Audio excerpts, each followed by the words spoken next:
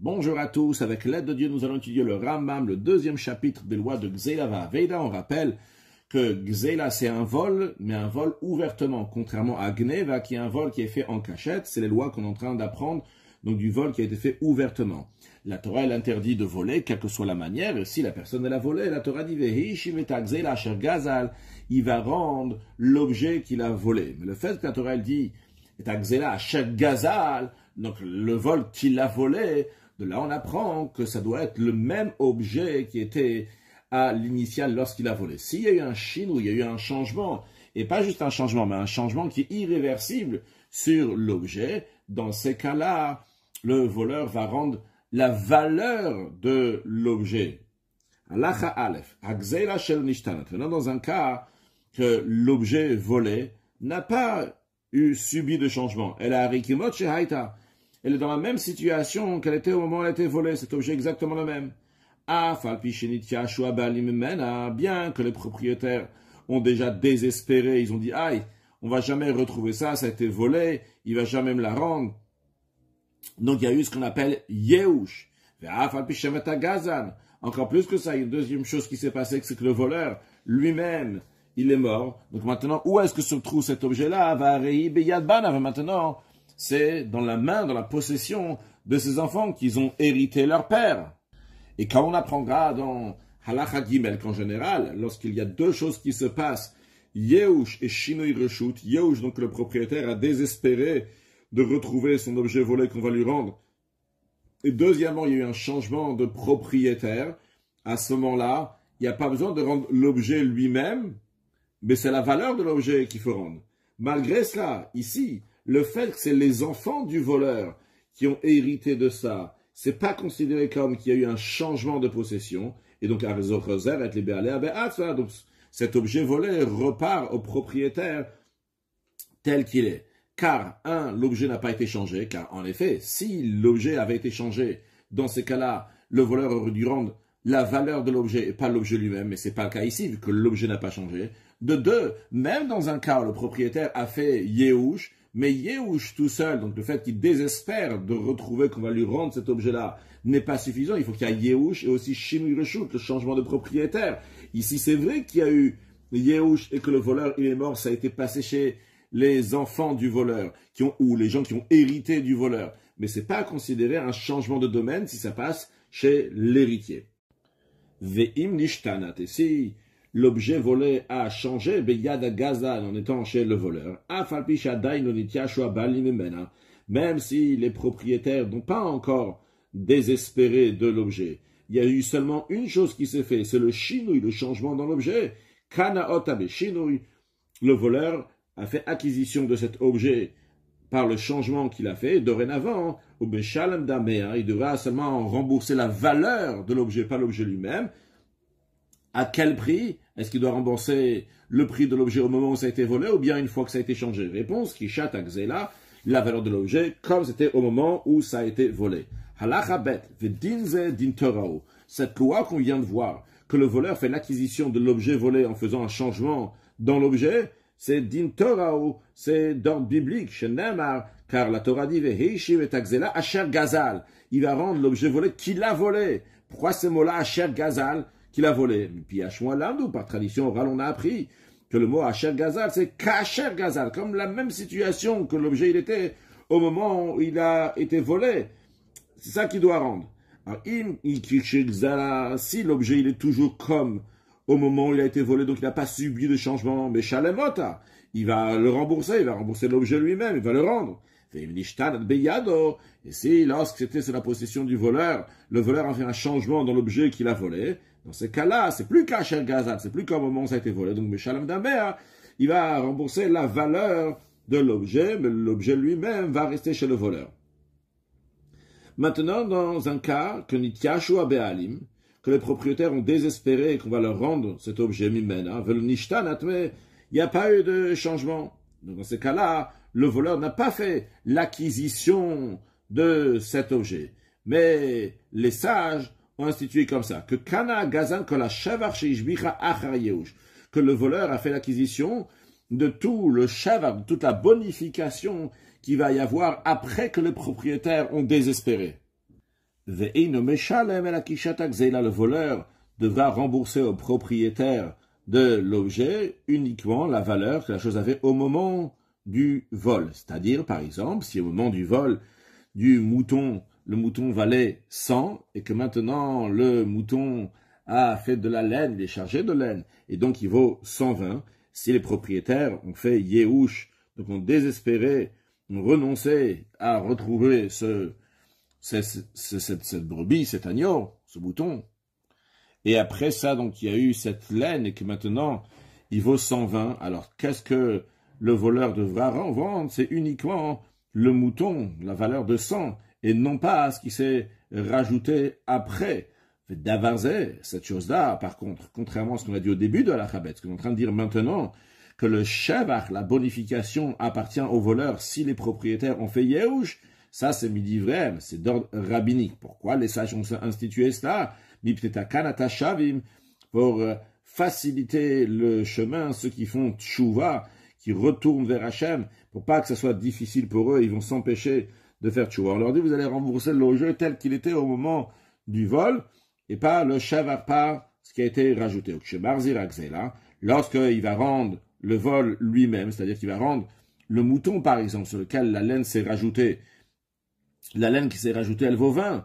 Eh bien, on va évaluer, le tribunal va évaluer donc la bonification de cette laine-là, donc il vaut 20 par exemple, et le propriétaire qui s'est fait voler va donner 20 au voleur pour la laine qui s'est rajoutée.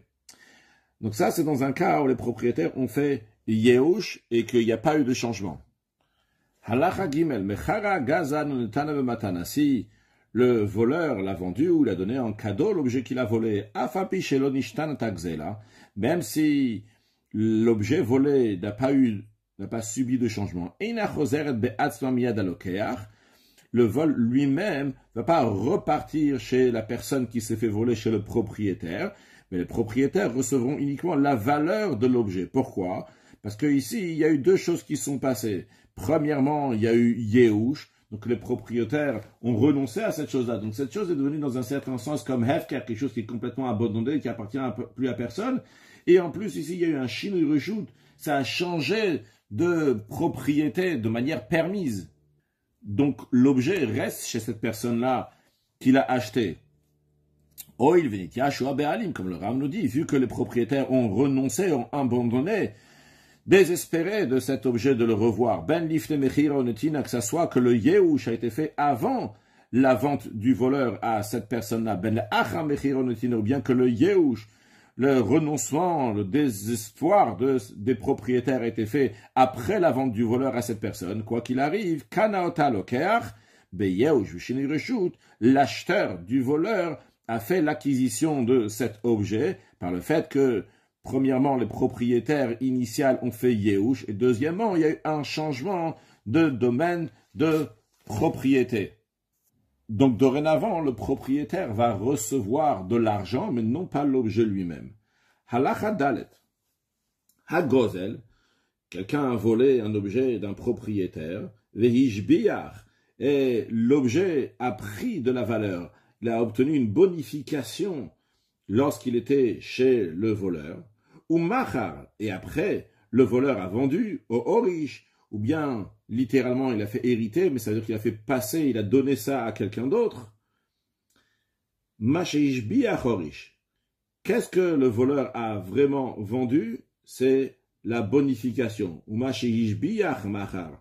C'est ça qu'il a donné, c'est ça qu'il a vendu, uniquement cette bonification. Dans l'exemple qu'on a donné avant, si ça valait 100 et maintenant ça vaut 120, eh bien, c'est uniquement les 20 qu'il a vendus. Ici, on ne parle pas d'un cas que le propriétaire a fait yéhouch. On parle même dans un cas que le propriétaire n'a pas fait yéhouch. Donc, contrairement à ce qu'on a vu avant dans l'Achat Gimel, que lorsque le voleur, il a volé du propriétaire, il faut que le propriétaire fasse yéhouch. Et après que le propriétaire a fait yéhouch, la bonification va appartenir au voleur. Ici, on nous parle d'un cas qu'il n'y a pas eu de yéhouch, il n'y a pas eu d'abandon du propriétaire. Mais le voleur l'a vendu. Eh bien, au moment où il a vendu, eh bien, même si les propriétaires n'ont pas fait yéhouch, eh bien, il a vendu cette bonification qui s'est faite chez le voleur. Et non pas l'objet lui-même. Et en conséquence, le kana lokeach o yoresh et hashavach, l'acheteur, celui qui a hérité, entre guillemets, qui a reçu cet objet-là, qu'est-ce qu'il a acheté, qui lui appartient vraiment, c'est la bonification.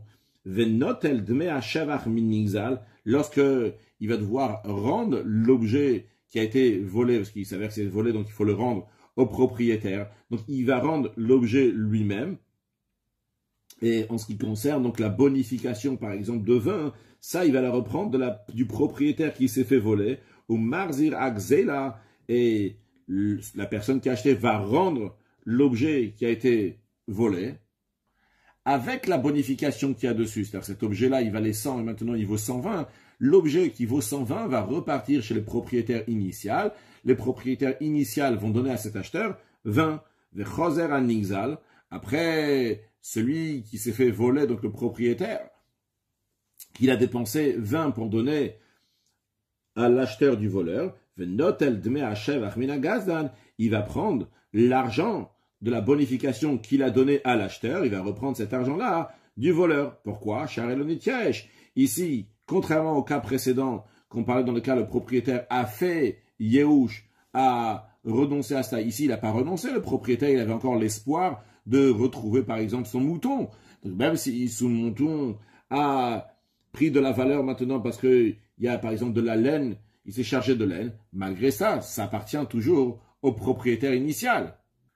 Donc, contrairement au cas précédent dans lequel le voleur fait l'acquisition de la laine, de la bonification, vu que le propriétaire ont fait un Yehush et deuxièmement il y a eu Shinui Reshut. Ici, c'est vrai qu'il y a eu un changement de propriétaire, mais il n'y a pas eu le Yehush, l'abandon, le désespoir des propriétaires initial. Donc, lorsque le voleur, il a vendu, il a donné à quelqu'un, donc, ce shavar, cette bonification, et par cela, donc, les propriétaires perdent cette bonification, eh bien, le voleur a le devoir de rendre aussi cette bonification, et c'est ce qu'il va faire maintenant. Encore une chose, le Rav nous dit, de même, si le voleur, il a vendu l'objet tel qu'il était, il a volé, ça valait 100, et il a vendu à la valeur, comme il était, il n'y avait pas une bonification qui s'est faite sur cet objet-là. Mais une fois que l'acheteur l'a reçu, lui, il a fait une bonification, eh bien, note la shevach minan nigzal.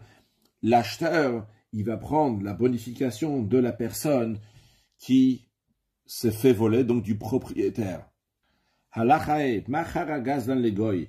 Si le voleur, il a vendu à un non-juif, et bien que le non-juif a fait une bonification, il y a une bonification qui s'est faite dans cet objet-là, eh bien, le propriétaire initial va reprendre l'objet volé avec la bonification sans avoir à donner quoi que ce soit à l'acheteur. Non, si, on reprend depuis le début, il y avait un propriétaire, il s'est fait voler donc par un voleur, après le voleur l'a vendu à un juif, à un non-juif, et après le non-juif l'a vendu à un juif, mais entre-temps, entre le non-juif et le juif, il y a une bonification, alors, il va gazanisel, vu que le voleur, c'est un juif, et celui qui maintenant il a, c'est un juif aussi, vu que c'est vrai que le voleur il a vendu au goy, mais maintenant le goy il a vendu à un juif. Eh bien, Kana Shavar, alors le juif qui a ce vol-là, il a fait l'acquisition de la bonification. Et le propriétaire initial doit lui donner les 20, la bonification qui s'est fait. Si le propriétaire, celui qui s'est fait voler, il a tout pris, donc avec aussi donc la bonification, et il n'a pas payé, El Motsim Yado, le tribunal, ne peut pas lui faire sortir de sa main parce qu'on a un doute.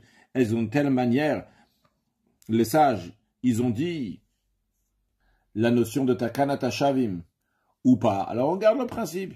Chez qui ça se trouve? C'est lui qui va garder ce shavar, c'est à lui que ça appartient à cette bonification. Mais non, si celui qui s'est fait voler, il a pris cette bonification, on va quand même lui laisser de lui aussi, on ne peut pas le prendre. Halacha Vav, Kvar Be'an, on a déjà expliqué dans Halacha Aleph Bet,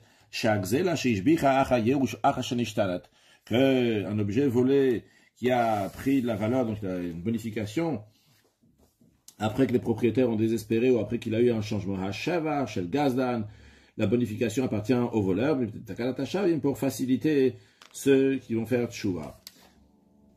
Et cette loi, elle est Même dans un cas où cette bonification s'est faite d'elle-même, c'est-à-dire qu'il n'y a pas eu d'investissement pour qu'il va y avoir cette bonification. Expliquons. Kitsat, comment cela? Gazal para, s'il a volé une vache, une itabra etzlo. Elle est tombée enceinte. Chez lui, Ben Shiyal, la Kodem Shedvao, qu'elle a mis bas avant qu'il a amené au tribunal. Kodem Shedvao Badin. Ben Shadain lo Yalda, bien qu'elle n'a pas encore mis bas. Ou encore un autre exemple, Gazal Rachel, Venitana Etzo, s'il a volé une brebis, et elle a été chargée de laine chez lui, elle s'est chargée de laine, ça a poussé. Il n'a rien fait pour que ça va pousser. Ben Shigzaza Kodem Shedvao, qu'il a attendu avant qu'il a poursuivi pour l'amener Badin au tribunal. Ben Shadain lo Gzaza, bien qu'il n'a pas encore tondu. Oil Venitia Shoa Be'alim, du moment où les propriétaires ont désespéré avant qu'il y ait eu cette bonification, mais Shalem, le voleur, va rembourser, quoi, Kishat Akzela, comme ça valait au moment du vol, sans la bonification. Bon, l'exemple qu'on a donné tout à l'heure, si ça valait 100 au moment du vol, et qu'après, grâce à cette tonte, il y a encore 20, et il a remboursé 100, il n'a pas remboursé 120. Et Yalda ou Gzaza, et si elle est déjà mis bas, et il a, ou bien dans le cas que c'est la brebis, donc il a déjà fait la tonte. À Gizot, Ve'avladot, la tonte, et les petits qui sont nés de la vache, le gaz, ils appartiennent au voleur, donc il va rendre donc la vache sans rien à l'intérieur, ou bien il va rendre le mouton sans la laine, et il m'a dit loyalda, et si elle n'a pas encore mis bave, l'oxade, elle n'a pas encore tondu, mais cette évolution s'est faite chez lui, chez le voleur, eh bien Chamilon va lui évaluer combien cette vache elle a pris plus, combien ce mouton il a pris plus, venot elle achève Nixal, et il va prendre la bonification du voleur. Si c'était 20 de plus, eh bien le propriétaire va lui donner 20 au marzir, et le voleur va rendre l'animal lui-même. Halacha zayin, gazal para mouberet. Si il a volé une vache, lorsque la vache était déjà enceinte, les propriétaires ont désespéré de revoir cette vache, et après, elle a enfanté. Encore un cas, Rachel, une brebis, Teuna, qui était déjà chargée de la les propriétaires ont désespéré, et après, il a tondu. Donc, tout ça, donc, à chaque fois, c'est un shavach habamela, c'est une bonification qui vient d'elle-même, sans que le propriétaire il a investi, le voleur il a investi quoi que ce soit. Eh bien, Meshalem de Mepara Omedet Leled, il va rembourser la valeur d'une vache qui va accoucher, ou de Merachel Omedet Ligazez, et une brebis qui va être tondue. Donc, les deux, ils coûtent plus cher. Ça coûte plus cher une vache qui va enfanter et une brebis qui va être tondue. Donc, imaginons que cette vache, vu qu'elle va accoucher, elle ne vaut pas 100, mais elle vaut 115. Et que la brebis qui va être tondue, elle ne vaut pas 100, mais elle vaut 115. Maintenant, le voleur, il a pris dans une situation où la vache et la brebis, ça valait 115. Après, la vache, elle a accouché, la brebis, elle a été tondue. Alors, ce qu'on fait, c'est que le voleur, il va rendre la vache, il va rendre la brebis plus 15 €, et la tonte et le petit, ils vont rester chez le voleur. Tout ça, c'est si le propriétaire, il avait fait Yehush, avant qu'il y ait eu ce shavach-là qui s'est rajouté donc avant l'accouchement, avant la tonte. Veim lifne Yehush, au kodem shelishtanat yaldasi, c'est avant que le propriétaire initial, il a eu le désespoir, ou avant qu'il y a eu un changement, la vache a accouché, au gzaza, ou bien que la brebis a été tondue. Dans ces cas-là, la tonte et les petits appartiennent au propriétaire initial, et en plus que le voleur va rendre, donc la vache elle-même, la brebis elle-même, il va devoir rendre aussi donc la tonte et les petits. Encore plus que ça. Dans un cas où la vache, lorsqu'elle est sortie de chez le propriétaire initial, lorsqu'elle a été volée, elle n'était pas enceinte, elle est tombée enceinte chez le voleur, ou bien qu'elle n'avait pas de brebis, la brebis n'avait pas du tout de laine, et toute la laine est arrivée sur elle lorsqu'elle était chez le voleur, quand même, il veut que les propriétaires n'ont pas fait le vol n'a pas changé, il est encore dans la possession du propriétaire, ça n'appartient pas au voleur. Malgré le fait que le voleur, il est responsable de tout ce qui peut lui arriver, même en cas de force majeure, le voleur est responsable donc, pour cette vache, pour cette brebis. Malgré ça, le shavach, la bonification, appartient à 100% au propriétaire, vu que les propriétaires n'ont pas fait Yehush. Halakha chet. Avant de commencer la halakha, rappelons 3 règles. Premièrement, quelqu'un qui fait la shrita d'un sacrifice à l'extérieur du temple, il est passible de karet, de retranchement. Deuxièmement, quelqu'un ne veut pas consacrer au temple quelque chose qui ne lui appartient pas. Donc, dans un cas où quelqu'un a volé et il a consacré au temple, c'est pas considéré consacré au temple. Donc s'il a fait la shrita suite à cela, c'est comme s'il a fait la shrita d'un animal ordinaire. Mais, troisièmement, les sages ont puni le gazlan, le ganav, le voleur, que si il a été magdish, il a consacré l'animal qu'il a volé, et après il a fait la shrita, eh bien, on considère que l'animal va être considéré dans sa possession qui lui appartient.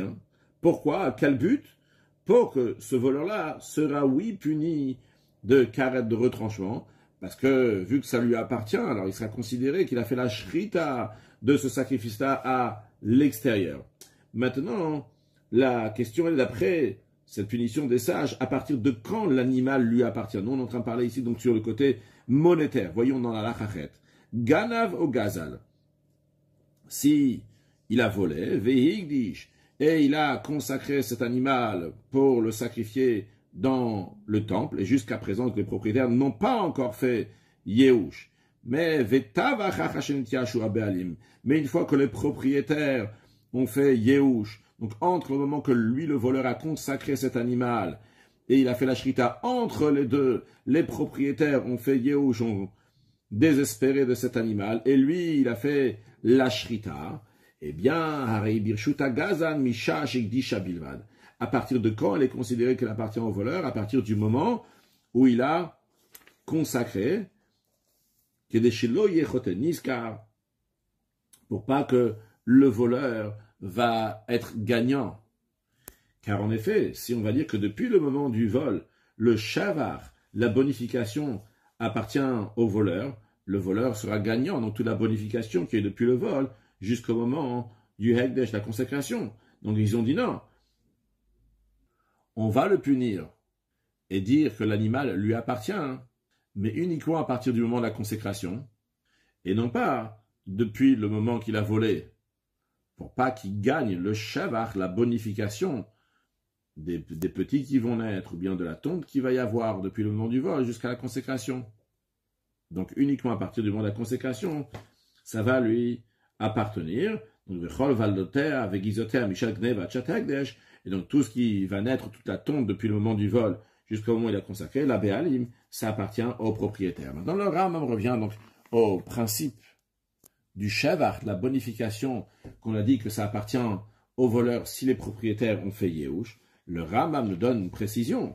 Dans quel cas ça s'applique, qu'il faut attendre que le propriétaire a fait Yehush, il a désespéré. À ce moment-là, le Shavar, la bonification, va appartenir au voleur. C'est le Shavar Abba Me'elav. C'est une bonification qui vient spontanément, comme les exemples qu'on a donnés, qui donnent Gizot ou Vladot, par exemple la tonte, ça pousse tout seul sur l'animal, ou bien que la vache, elle tombe enceinte, donc il n'a pas investi de l'argent, le voleur, pour qu'il va y avoir cette bonification. Et donc, dans ces cas-là, les sages ont dit que si les propriétaires ont fait Yehush, alors le Shavar, il va appartenir au voleur. Aval, mais il m'a été au pitma. Si l'animal était maigre et lui, il a engraissé l'animal, donc il a dépensé pour cela. Afil ou lifne Yehush. Même si l'engraissement était avant que le propriétaire ont fait Yehush. Notel mina nixal shavachapitum. Le voleur va prendre du propriétaire de la personne volée la bonification qui est venue grâce à cet engraissement, parce qu'il a dépensé pour ça. Et ça, il n'y a pas de différence. Si c'était avant Yehush, après Yehush. Même tout ce qui est semblable à ça, d'une bonification qui a eu de dépenses, eh bien, le voleur va prendre donc cette bonification-là du propriétaire. Un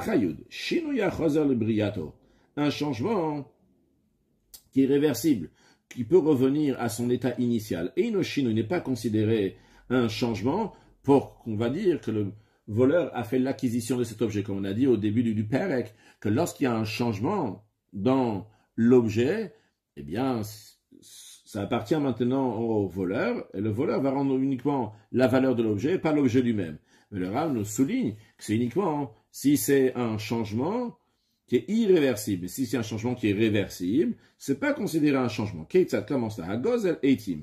Celui qui a volé du bois. Donc il a volé ici, donc il a des planches. Vedibek otam masmerim. Il les a rattachés avec des clous. Ve'asamem tevel, on a fait une boîte. Et no chino, c'est pas considéré un changement. Parce qu'on peut les détacher. Ve'chozrim luchot shayu, ils vont redevenir des planches comme ils étaient au moment du vol. Allah Hayudalef. Gazal Afa Vaseul Leveina. De même, s'il a volé de la terre, et comme ça il a bien mélangé, il en a fait une brique. Lokana, il n'a pas fait l'acquisition, il doit rendre la brique au propriétaire. Pourquoi? Chez Miyad Kalveina. Parce que s'il va, il va moudre, il va écraser, il va piler cette brique, eh bien, Tarzor Afak Shaita, elle va redevenir de la terre comme elle était au début. De même, si Gazal Lachon Shel Matechet, s'il a volé un morceau de métal, Vasa ou Matbeil, on a fait une pièce. L'autre n'a pas fait l'acquisition. Pourquoi chez Miati, Hamadbea, s'il va faire fondre la pièce, Yarzor Lachon Shaita, ça va devenir encore une fois un morceau de métal. Tout ce qui est similaire à ça. Alachayudbet, Ava, la Gozel Eitzi, mais celui qui a volé du bois, Veshafan, et il a poli, Vekitzitsan, et après donc il a coupé ce bois, Chafarben bien a creusé dans ce bois, Vasayen Kin, il en a fait des ustensiles. J'ai Gazal Tsamer, ou bien qu'il a volé de la laine, ou Tzvao, et il a teint. Au Nipso, ou bien qu'il a battu cette laine, ou bien Velivno, ou bien qu'il a blanchi, ou chez Gazal Tvi, Vasao Bgadim, ou bien qu'il a volé de la laine filée, et il en a fait un tissu, un vêtement, chez Gazal Veina Vasafa, ou bien qu'il a volé une brique, et pas comme on avait pris de la terre, il en a fait une brique. S'il a volé la brique, il en a fait de la terre. Au Havani Vesitan, ou bien des pierres, et il les a bien polies. Au Maod Vitichan, ou bien des pièces, et il les a fait fondre à Rezé Shinui Beyado. Ça, c'est oui considéré un changement qui est irréversible. Pourquoi? Chez Mia, c'est Otomaot Acherot. Parce que même s'il va refaire à nouveau des pièces, Panim Chadashatan, littéralement, c'est un nouveau visage, c'est une nouvelle pièce qu'il y a ici. Il ne va pas faire la même pièce exactement qui était avant. De même, tout ce qui est similaire à ça, dans les cas qu'on a vu dans la Chayut Bet, on ne peut pas remettre exactement la situation qui était avant. Même dans une brique, s'il a volé la brique elle-même, il va en faire de la terre, il ne pourra plus refaire la même brique exactement. Ce qui n'est pas le cas dans le sens inverse qu'on a vu avant. S'il a pris de la terre, on a fait une brique, il va écraser, il va piler cette brique, il pourra redevenir la terre comme elle était avant. La Chayut Gimel. À Gozel Maot Yeshanot. Quelqu'un qui a volé des anciennes pièces. Donc, anciennes pièces, ils sont noirs. Les chafan, et il les a polis. Les chichan, il les a renouvelés, ils sont devenus comme brillantes, comme des nouvelles. L'okrana, il n'a pas fait l'acquisition, c'est pas considéré un changement qui est irréversible. Pourquoi? Charemit yashnim. Parce qu'avec le temps, ils vont devenir à nouveau anciennes. Les chozrin chayu, ils vont devenir noirs, comme ils étaient. Gazal mod chadash yishtam. Par contre, dans le cas, il a volé des pièces qui étaient nouvelles et il les a rendues noires, il a fait pour que ça devienne ancienne. Kana, il a fait l'acquisition. Chadesh Otam, parce que même s'il va les renouveler, Panim Chadash Otam, c'est considéré un nouveau visage, c'est-à-dire qu'ils ne vont pas redevenir exactement comme ils étaient avant. Gazal Dekel Mechoubar, s'il a volé un palmier qui était attaché au sol, Uktsatso, et il a coupé, il a battu l'arbre, Lokana, il n'a pas fait l'acquisition. Pourquoi? Parce qu'il a toujours le même nom. Avant, ça s'appelait un palmier. Ça s'appelle toujours maintenant aussi un palmier. Grato chuliot chuliot. Si il a coupé en tronçons. Via sao korot. Et maintenant, donc, il en a fait des poutres. Kana, là, il a fait l'acquisition parce que ça s'appelle plus un palmier. Ça s'appelle des korot. Ça s'appelle maintenant des poutres. Halach ayudalet. Gazal korot dolot vasayen ktanot. S'il a volé des grandes poutres, il en a fait des petites poutres. Le Kana, il n'a pas fait l'acquisition parce que ça s'appelle toujours des poutres. Kitzitsan, s'il les a coupées, il a coupé donc ces poutres-là, et maintenant, ils sont devenus des louchot, des planches. Hachenishtan Ashram, maintenant leur nom a changé. Avant c'était des poutres, et maintenant c'est des planches. Kana, il a fait l'acquisition. Gazal Lulav, Vifridalav, s'il a volé une branche de palmier, et il a détaché ses feuilles. Kana et Alim, il a fait l'acquisition des feuilles, parce que ça a changé de nom. Avant ça s'appelait Lulav, et maintenant, ça s'appelle des Houtzim en hébreu. Maintenant, si Gazal Eitzim, s'il a volé, Gazal Alim, s'il a volé donc des feuilles de branches de palmier, Vassan, Oufia, et il en a fait un couvercle pour les ustensiles. Kana, il a fait l'acquisition parce que ça a eu un changement qui ne va pas revenir Donc il n'y a plus le nom maintenant de feuille, mais c'est un couvert pour un ustensile. Gazal tale venaseail. S'il a volé un agneau, il est devenu un bélier. Ou bien s'il a volé un egel, un veau, venaseail, il est devenu un bœuf. C'est considéré qu'il a fait un changement. Vekana, où le voleur a fait l'acquisition, donc il n'a pas besoin de rendre l'animal lui-même, ou Meshalem qui jette là, et il rembourse comme le moment du vol. Même si les propriétaires n'ont pas fait Yehush, car comme on a déjà appris que quand on fait un chinouille dans quelque chose, même si les propriétaires n'ont pas fait Yehush, eh bien, le voleur a fait l'acquisition, on avait appris, donc au début du chapitre, il y a écrit si c'est dans la même situation qu'au moment où il a volé. Halacha tetvav, gazal kli ou shvaro. Il a volé un ustensile et il a cassé l'ustensile. Donc maintenant, il doit rendre l'ustensile. Imaginons que l'ustensile, il valait 100 et maintenant qu'il a cassé, il vaut 70. Alors, en général, ce qu'on fait lorsque quelqu'un il a endommagé l'ustensile d'un autre, pas quand quelqu'un il a volé l'ustensile d'un autre, quelqu'un il a cassé l'ustensile de quelqu'un d'autre qui valait 100, il vaut 70. Ce qu'on fait en général, c'est que cet endommageur va payer 30. Donc en d'autres mots, les bris, l'ustensile cassé va rester chez le propriétaire initial, maintenant ça vaut seulement 70, et celui qui a endommagé va payer 30. Mais ici, ça marche pas comme ça. Ici, on va pas évaluer la dépréciation de l'ustensile, et il va payer 30 par exemple, il va payer toute la somme de l'ustensile, donc 100, l'ustensile cassé, il va appartenir au voleur. Maintenant, si les propriétaires, donc, qui se sont fait voler l'ustensile et que maintenant l'ustensile est cassé, les propriétaires disent non, nous on veut avoir l'ustensile, même si l'ustensile vaut seulement 70 et il est cassé, on préfère l'avoir. Il n'y a pas de souci. Notre ligne, ils prennent les propriétaires, donc l'ustensile qui est cassé qui vaut seulement 70, ou Meshalem après, et le voleur, donc remboursera seulement 30. Pourquoi on peut faire ce changement ici? Pourquoi on ne dit pas au voleur de rembourser quoi qu'il arrive, sans et il garde l'ustensile? Tout simplement, chez ce Takana il avait Ali, parce que ça, c'est les sages, ils ont institué ça pour le bien des propriétaires qui sont fait voler. En général, dans quelqu'un, il préfère avoir un ustensile qui est entier qu'un ustensile cassé avec un peu d'argent. Mais c'est tout simplement pour leur bien. Veim loratsuba. Si eux, ils sont pas intéressés de ce que les sages ont institué pour leur bien, Arshut biyadan, ils ont le droit, c'est pour leur bien, donc c'est différent, donc ils ont le droit de changer. Vechol kayotse bazeh. De même, donc, c'est la même loi, donc tout ce qui est similaire à cela, que si le voleur, il a endommagé, il doit rendre la valeur totale de l'ustensile. Un objet volé qui n'a pas eu de changement. Vehukra, avec le temps, ça a pris de la valeur. Même si les propriétaires, ils ont fait Yehush, à l'ustensile, il repart au propriétaire. Et les sages, le voleur, il n'y a rien du tout dans cela. Pourquoi chez l'autre, la gaz